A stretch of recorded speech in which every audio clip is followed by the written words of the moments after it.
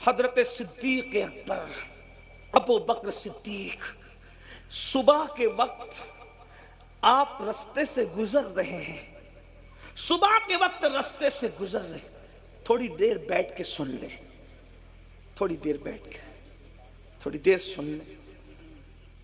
میں نظر لینے سے کسی گھمنڈ کی وجہ سے انکار نہیں کر رہا ہوں، ہمارے آقا کا فرمان ہے کوئی ہدیہ دے تو لو، جو انکار کرے گا ایک دن اس پر ایسا آئے گا کہ مانگے گا بھی تو لوگ نہیں دیں گے۔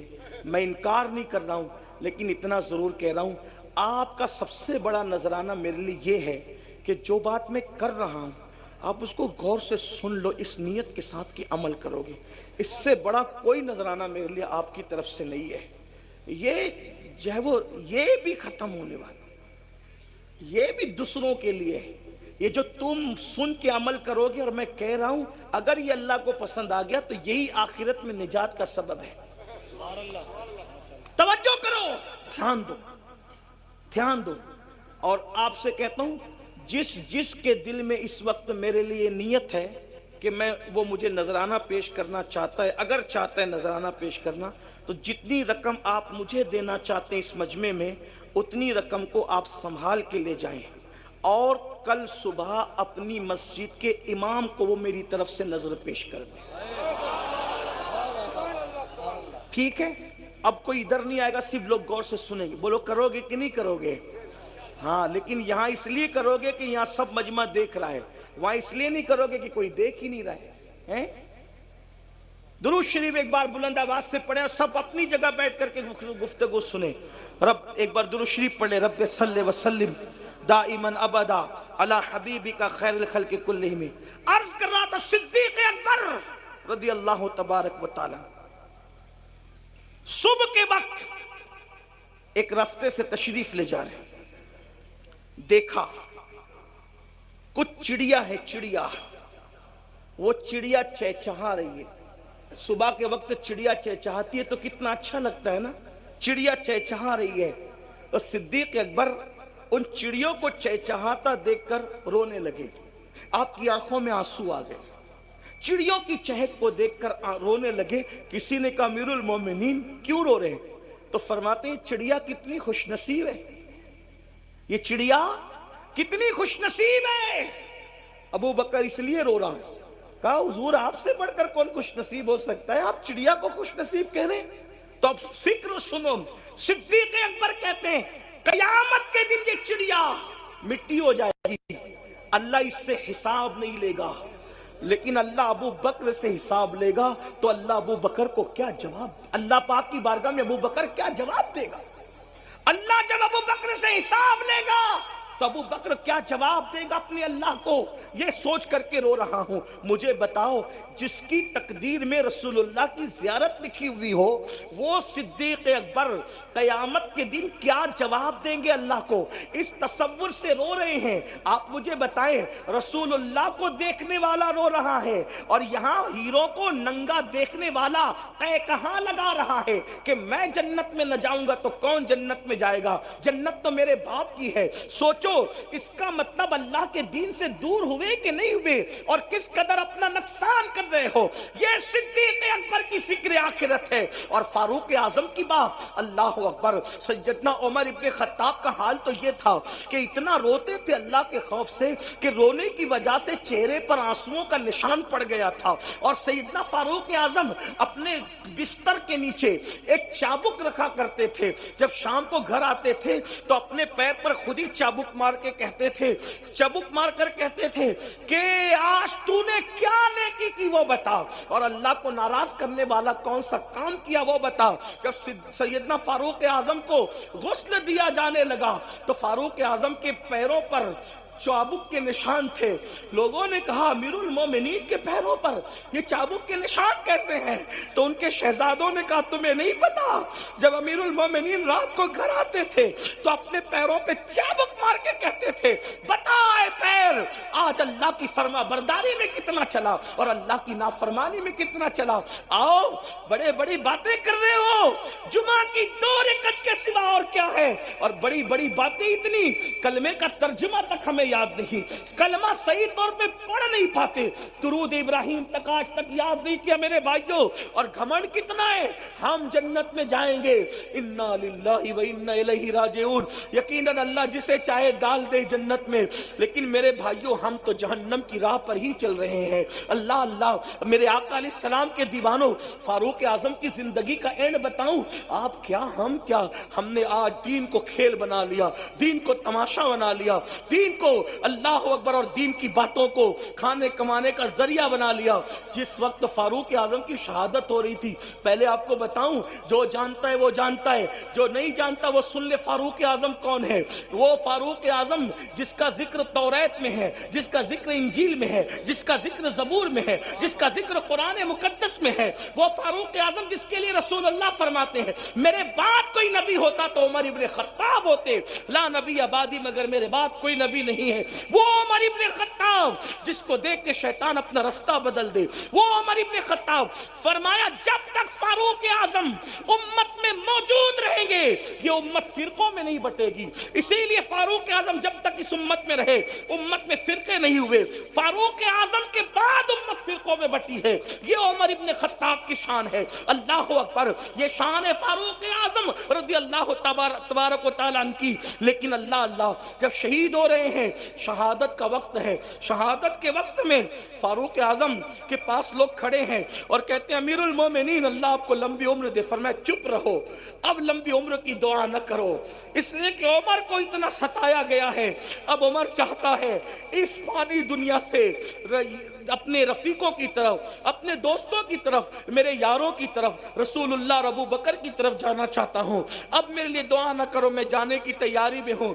پھر آپ نے اپنے بیٹوں سے کہا آخرت کی فکر دیکھو میرے بھائیوں، آخرت کیا ہے انہوں نے سمجھا، ہم نہیں سمجھ پا رہے ہیں، ہم دنیا میں ڈوب چکے ہیں، دنیا دار ہو چکے ہیں، دنیا دنیا دنیا، میرا مال، میری دکان، میرا مکان، میری بیوی، میرے بچے، اسی سب میرے میں، اور یہ کچھ بھی اپنا نہیں ہے، جو تو نے کھا کے ہضم کیا وہ تیرا، جو پہن کے پھاڑ دیا وہ تیرا، اور جو آخرت کے لیے بھیج دیا وہ تیرا، چوتھا کچھ تیرا نہیں ہے۔ یہ غوث پاک کا فرمان ہے، غوث پاک فرماتے تین چیزیں انسان کی ہے، کھا کے ہضم کیا وہ، پہن کے پھاڑ دیا وہ، اور اس کے بعد آخرت کے لیے جو بھیج دیا وہ، بس یہی تین چیزیں اپنی، باقی کچھ اپنا نہیں ہے۔ اللہ اکبر، سیدنا فاروق اعظم کی شہادت کا وقت ہے، آپ کے پاس بہت سے لوگ کھڑے ہیں، فاروق اعظم اپنے بیٹوں سے کہتے ہیں میرے بیٹو، میں نے جب بھی تمہیں کوئی حکم دیا تم نے میرے ہر حکم پہ عمل کیا، آج عمر کی ایک بات پوری کرو گے، سنو گے میری بات؟ شہزادوں نے کہا حضور آپ حکم فرمائے، ہم آپ کی بات پہ عمل کریں گے۔ سیدنا فاروق اعظم نے فرمایا مجھے ایک چارپائی سے اٹھا کے زمین پہ ڈال دو۔ شہزادوں نے آپ کو چارپائی سے اٹھا کے زمین پہ ڈال دیا۔ اللہ اکبر، جب آپ کو زمین پہ لٹا دیا گیا، یہ کس کی شہادت کا وقت ہے؟ یہ کون دنیا سے جا رہا ہے جس کے بارے میں جبریل امین کہتے ہیں یا رسول اللہ اگر میں 1000 سال کی عمر، نوح کی عمر کے برابر عمر لے کر آؤں اور عمر کی فضیلت بیان کروں تو 1000 سال ختم ہو جائیں گے، عمر کی فضیلت ختم نہیں ہو سکتی۔ وہ عمر ابن خطاب کی زندگی کے آخری لمحات ہیں۔ اللہ اکبر، کہاں چلی گئی میری قوم؟ جو قوم نیکی کر کر کے روتی تھی، آج کل وہ قوم گناہ کر کر کے کہہ لگا رہی ہے۔ سن لو، ایک دن اس دنیا سے کوچ کرنا ہے۔ میرے آقا کے فرمان کا مفہوم ہے صلی اللہ علیہ وآلہ وسلم، میرے آقا مصطفیٰ کریم رؤوف الرحیم صلی اللہ علیہ وآلہ وسلم فرماتے ہیں جو دنیا میں گناہ کر کر کے ہنسے گا اللہ اس کو رلا رلا کر جہنم میں داخل کرے گا، وہ روتے روتے جہنم میں جائے گا۔ ہائے ہائے، یہ امیر المومنین خلیفہ دوم فاروق اعظم کا آخری وقت ہے، شہادت کا وقت۔ فرماتے ہیں مجھے زمین پہ لٹا دو۔ آپ کے بچوں نے، آپ کو شہزادوں نے زمین پہ لٹا دیا تو فاروق اعظم کبھی یہ رخسار خاک پہ ملتے اور کبھی یہ رخسار خاک پہ ملتے اور اللہ سے کہتے اللہ عمر کی مغفرت فرما دے، اللہ عمر کی مغفرت فرما دے. دعائیں مغفرت کر رہے ہیں فاروق اعظم اپنے لیے.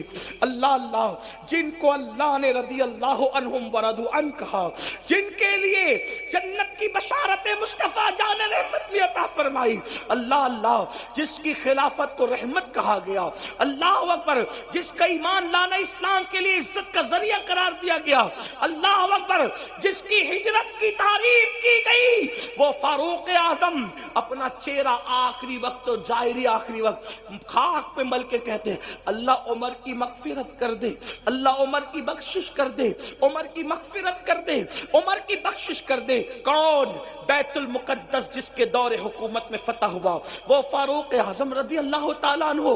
اللہ اکبر.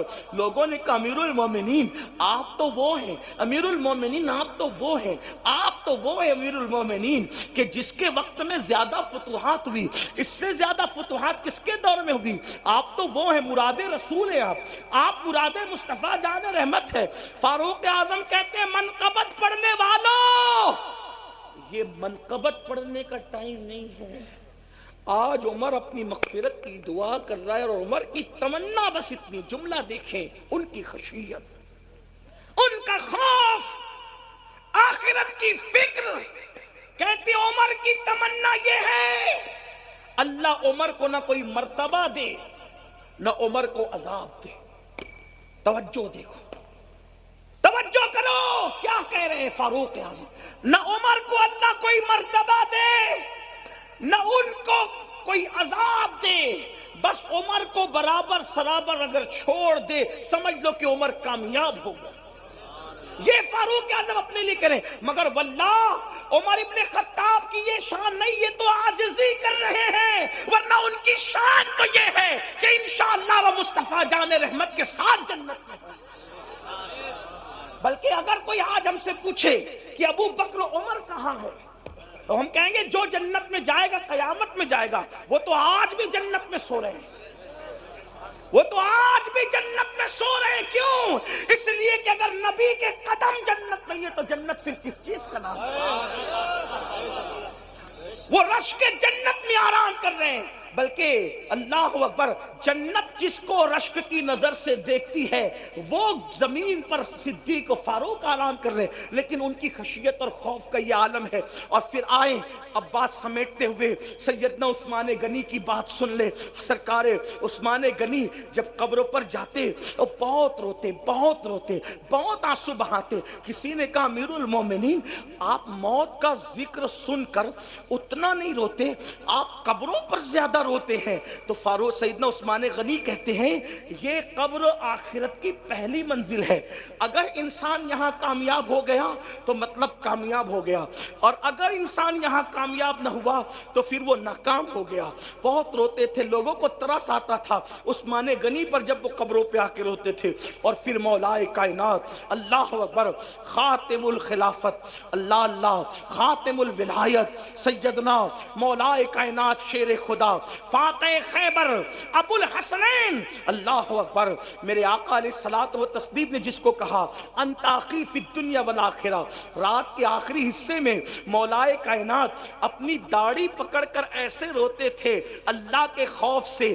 دیکھنے والے کہتے ہیں کہ سانپ اگر کسی کو ڈس لے تو وہ کیسے تڑپ تڑپ کے روتا ہے, کیسے بلک بلک کے روتا ہے. مولا کائنات ایسے رویا کرتے تھے آخرت کو یاد کر کے. مسلمانوں ہم کہاں ہیں؟ اللہ اللہ جانتے ہیں ام المومنین سیدہ عائشہ صدیقہ جب فجر کی نماز کے بعد رونا شروع کرتی تو ظہر کا وقت آ جاتا اور اتنے آنسو دوپٹے سے پوچھتی کہ بعد میں آپ کا دوپٹہ ایسے نچوڑا جاتا جیسے دوپٹے دھلنے کے بعد پانی سے نچوڑے جاتے ہیں. آپ سے پوچھنا چاہتا ہوں ہمارے پاس وہ آنسو کہاں, ہمارے پاس آخرت کی فکر کہاں؟ اب اپنی گفتگو کو ختم کرتے ہوئے اینڈ پر لے جاتے ہوئے عرض کروں, آج یہ آپ کو بتاؤں میرے آقا علیہ السلام کے پیارے دیوانوں, امام حسن لے لیں, امام حسین لے لیں, امام زین العابدین لے لیں, اسی طریقے سے سب بزرگوں کو دیکھیں, کوئی ایسا نہ ملے گا جس نے آخرت کی فکر نہ کی ہو. لیکن گفتگو کا اینڈ کرتے ہوئے دو باتیں عرض کر کے بات میں اپنی مکمل مکمل کر کے ختم کر دوں گا.